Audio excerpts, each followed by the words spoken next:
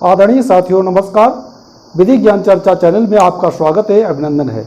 मैं आर्यश धीमान एडवोकेट।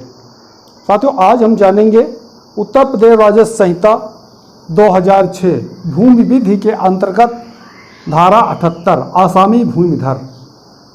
आसामी भूमिधर कौन है? आसामी भूमिधर 4 प्रकार के होते हैं।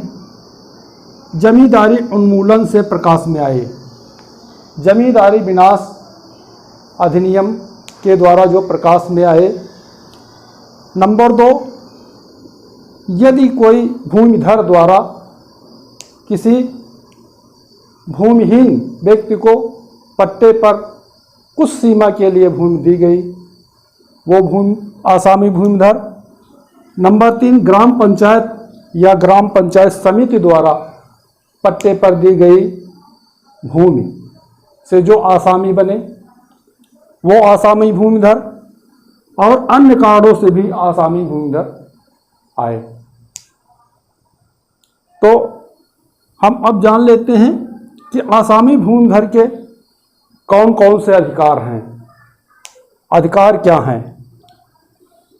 नंबर 1, उत्तराधिकार का अधिकार। धारा 33 उत्तर प्रदेश राजस्व संहिता 2006 की धारा 33 के अंतर्गत आसामी को उत्तराधिकारी बनाने का अधिकार है। यानी कि जब किसी आसामी खातेदार की मृत्यु हो जाती है तो उसके स्थान पर उसके जायज वारसों की वरासत करने का अधिकार है। नंबर 2, भूमि का प्रयोग। धारा 84 के अंतर्गत उत्तर प्रदेश राजस्व संहिता 2006 की धारा 84 के अंतर्गत आसामी को अपनी भूमि पर भूमि का प्रयोग करने का अधिकार है। तो भूमि का प्रयोग वो अपनी जिस उद्देश्य से आसामी को पट्टे पर भूमि दी गई है वही कृषि कार्य करेगा, या मत्स्य पालन, तालाब है तो मत्स्य पालन, या सिंघाड़ा लगाने का कार्य करेगा, यानी कृषि से संबंधित ही कार्य करेगा।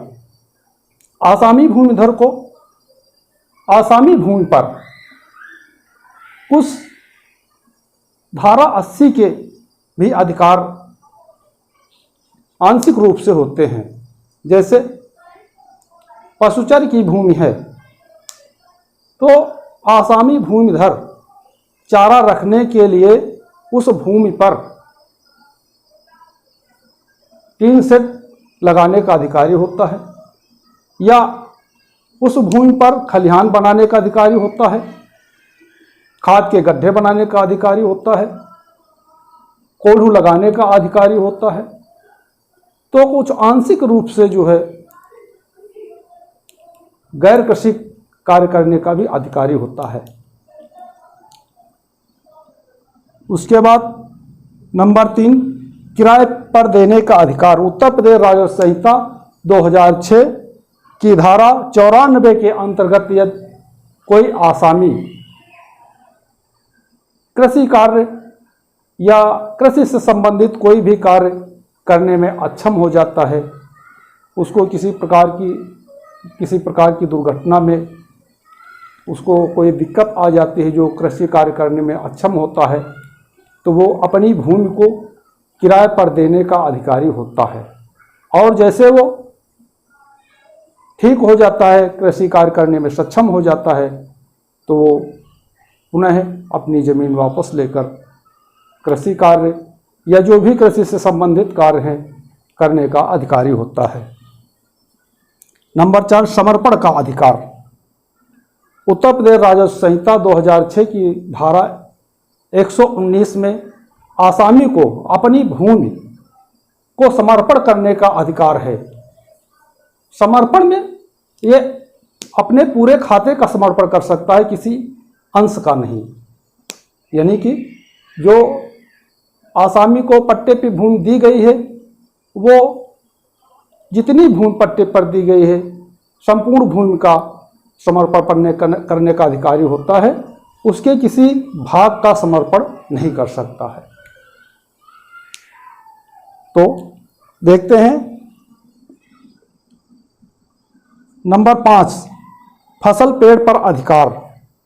उत्तर प्रदेश राजस्व संहिता 2006 की धारा 132 में ये प्राविधान है कि कोई आसामी अपनी फसल, पेड़ या जो भी उसकी कृषि से उत्पन्न जो भी फसल है उसका अधिकारी होता है, उस पर उसका अधिकार होता है। यदि कोई भूमिधर या ग्राम पंचायत समय सीमा से पूर्व उसको उस भूमि से बेदखल करता है तो जो उसके पेड़ हैं या जो फसल है उसका वो अधिकारी होता है, वो अपने पेड़ फसल ले सकता है। यदि फिर पेड़ फसल उसके खड़े हैं और उसको बेदखल किया जा रहा है तो वो पेड़ और फसल की अपनी कीमत लेने का हकदार होगा। नंबर 6, बिना हक के अध्यासी को बेदखल करने का अधिकार। बिना हक के कोई अध्यासी यदि आसामी की भूमि पर कब्जा कर लेता है, ये उत्तर प्रदेश राजस्व संहिता 2006 की धारा 134 में प्राविधानित है कि कोई भी अध्यासी बिना हक के आसामी की भूमि पर कब्जा करता है, बेदखल करता, किसी प्रकार से उसे बेदखल करता है तो उसे पूरा अधिकार है कि वाद के द्वारा वो उसे बेदखल करे और बेदखल करने का अधिकारी होता है। नंबर 7, घोषणा का वाद दायर करने का अधिकार। यदि कोई आसामी है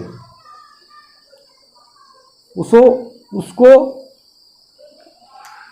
यदि समय सीमा से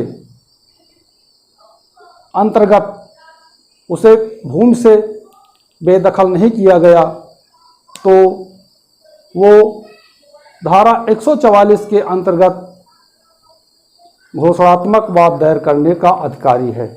उत्तर प्रदेश राजस्व संहिता 2006 की धारा 144 और उत्तर प्रदेश जमींदारी भूमि व्यवस्था अधिनियम की धारा 229 यानी पुराने एक्ट की धारा 229 के अनुसार और नए एक्ट की धारा 144 के अंतर्गत वो घोषणात्मक वाद लाने का अधिकार उसे प्राप्त है। नंबर 8, भूमिधर द्वारा बेदखली पर जुर्माना का अधिकार। यदि कोई आसामी भूमिधर है, यदि समय से पहले उसे भूमि देने वाला, चाहे वो ग्राम पंचायत समिति हो या कोई भूमिधर हो, समय सीमा से पहले यदि उसे बेदखल करता है तो वो जुर्माना का अधिकारी होगा। समय सीमा जब तक समाप्त नहीं होगी तब तक वो निर्धारित जुर्माने का अधिकारी होगा।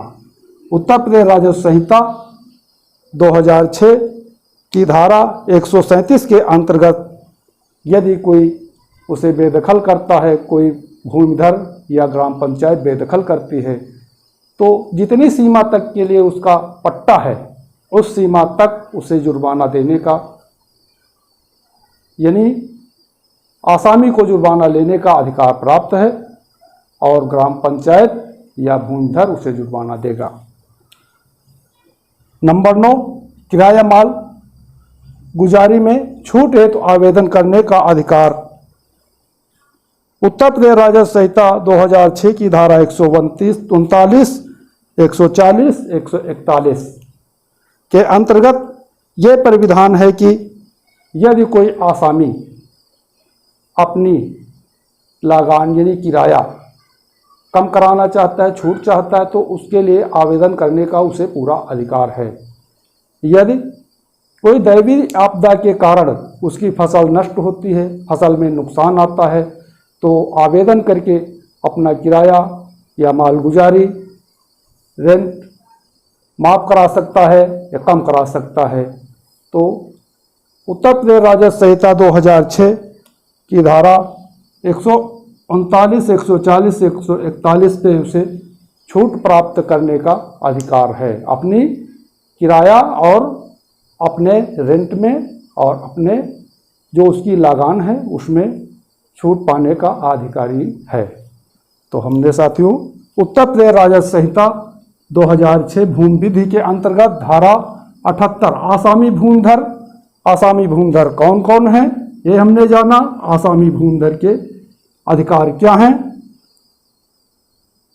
नंबर 1, उत्तर प्रदेश राजस्व संहिता 2006 भूमि विधि के अंतर्गत धारा 133 में आसामी भूमिधर को वरासत करने का अधिकार है।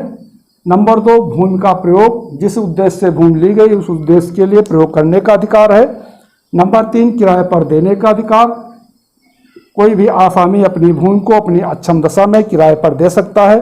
नंबर 4, अपनी भूमि का, अपनी संपूर्ण भूमि का जो उसे आसामी पट्टे में दी गई है उसे समर्पण करने का अधिकार है। नंबर 5, फसल पेड़ पर अधिकार। जो उसने पेड़ और फसल लगाई है भूमि पर उस पर उसका पूरा अधिकार है। बिना हक के अध्यासी को बेदखल करने का अधिकार। धारा 134 में प्राविधान है कि वो बिना हक के कोई अध्यासी उसकी भूमि पर कब्जा करता है तो उसे बेदखल करने का अधिकार है। नंबर 7, घोषणा का अधिकार।